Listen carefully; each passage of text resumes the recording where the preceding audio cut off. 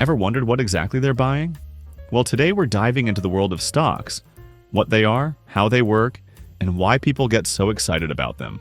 So, what exactly is a stock? Simply put, a stock represents ownership in a company. When you buy a stock, you literally own a tiny piece of that business. Pretty cool, right? Think of it this way. Imagine your favorite company is like a chocolate cake cut into thousands or even millions of slices. Each slice is what we call a share. When you buy a share, you're basically saying, "I'll take that slice of the company, please."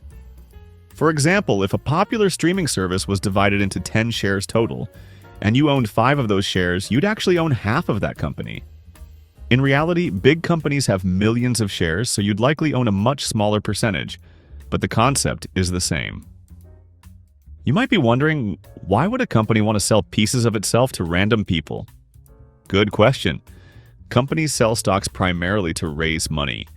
Creating and growing a business is expensive. They might need cash to build new factories, develop new products, expand to different countries, or even just pay their bills. Instead of borrowing money from a bank, which they'd have to pay back with interest, they can sell shares of their company. The money they get from selling these shares doesn't need to be paid back. It's theirs to keep and use. Let me break this down with a story about Maya and her dream sneaker store.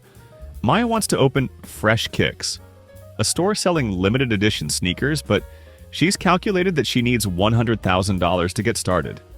Unfortunately, she only has $50,000 saved up. Instead of taking out a loan, Maya decides to divide her business into 10 equal shares. Since she's putting in $50,000, she keeps 5 shares for herself.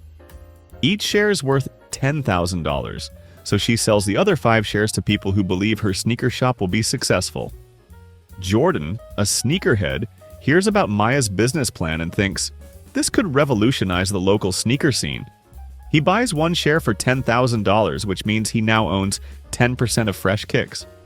With the money from Jordan and 4 other investors, Maya now has her $100,000 and can open her dream sneaker store. Fast forward 5 years, Fresh Kicks is absolutely crushing it.